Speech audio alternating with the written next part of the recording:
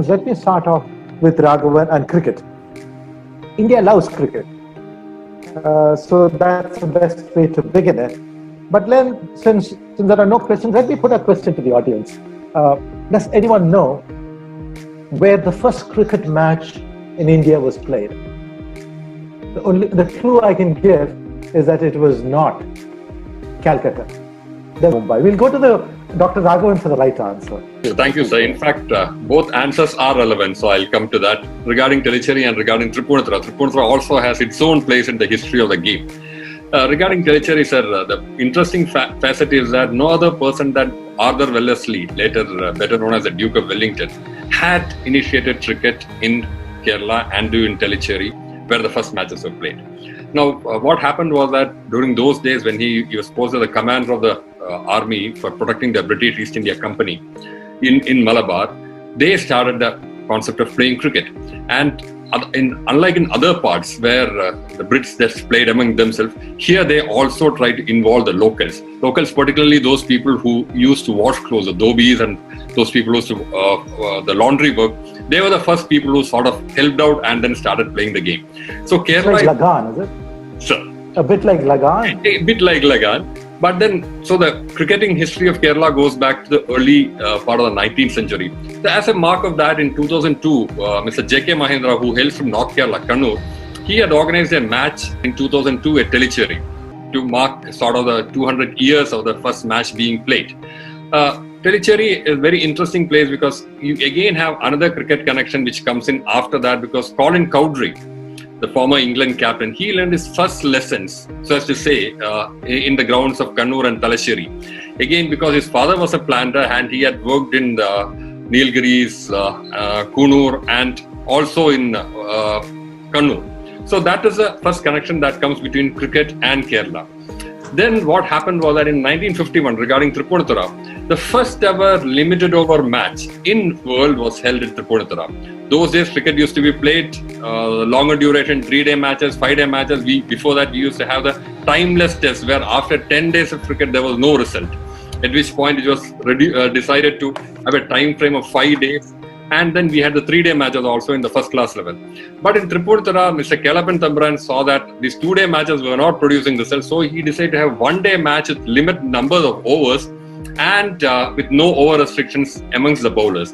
This was the first time that the Pooja Knockout Tournament, in 1951, had the limited overs matches. If you look at it, the first class limited over match was held in England between Derbyshire and Leicestershire in 1962. So maybe there are a couple of areas where Kerala was ahead of the pack so far as cricket was concerned. But unfortunately, after that, the pace didn't sustain.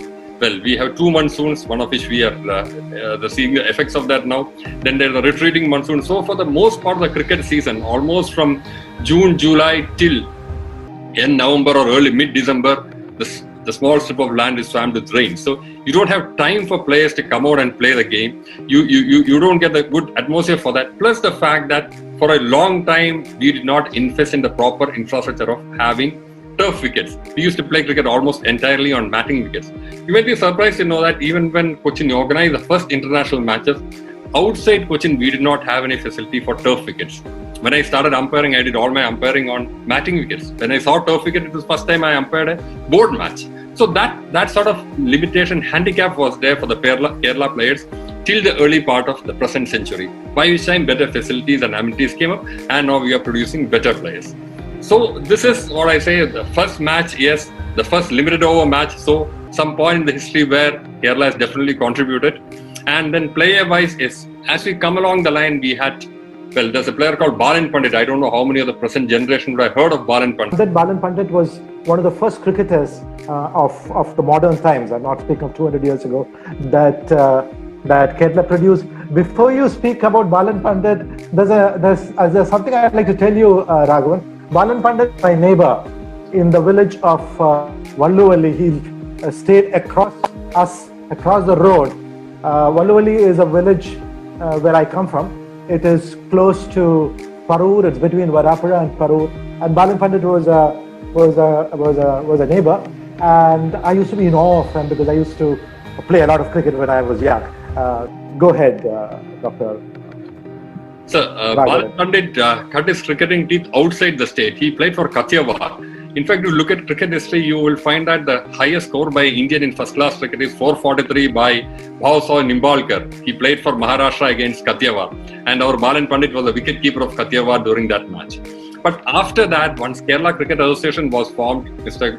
Colonel Godavarma Raja, who was the patron, president and everything of the association during the early years, he invited Mr. Pandit to come to Kerala and start playing here. And in 1959, he scored 262 runs against Andhra Pradesh, which was the highest score by a Keralite till Srikumaran Nair hit a century in the first decade of the present, he hit a triple century in the first decade of the 21st century. So, Balan Pandit had contributed a lot. In fact, for a long time, Balan Pandit was Mr. Kerala Cricket. Then we had Mr. J.K. Mahendra coming in, the schoolboys side which went to England first ever schoolboys side which went to England in 1967. J.K. Mahendra from Kannur was a member of that. That side is unique in that it had a lot of great players like it had Egna Solkar, it had Surendra Amarnath, Mohindra Amarnath, Saeed Kirmani, and that side did not lose even a match. Surendra Amarnath won that match by hitting 2 sixes in the fine lower. So he was part of that side, but unfortunately when it came to Ranji Trophy again, we couldn't perform much. One was the fact that we had Tamil Nadu, Karnataka and Hyderabad, 3 strong sides here. So it was always a competition between Kerala and Andhra who would not become the last in the pool. But as we came to the 80s, we were fortunate to have a very good player who came up, that is Ananth Padmanabhan. Ananth Padmanabhan took around 344 wickets in Ranji Trophy. An excellent leg spinner who would have played for India, but for the fact that his career clashed with that of Anil Kumble.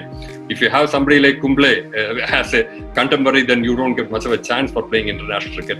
But when it came to the present century, Kerala was lucky to have produced a couple of fast bowlers. That is, was Kinu Yohannan was the first Malayali to make its debut for Kerala.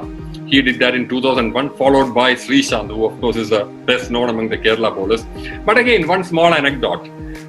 Little known fact is that whenever India has won the Cricket World Cup, 83, London, 2007, South Africa T20 and 2011 in Mumbai, there was always a Malayali in the squad. Oh, that's we know about Srishant being there in 2007 and 11, but in 1983 there was a Sunil Walson, who was the left-arm fast bowler who played for Delhi. He had its roots in Delhi Cherry. So the idea is that if India wants to win the World Cup, ensure that there's a Malayali in the side.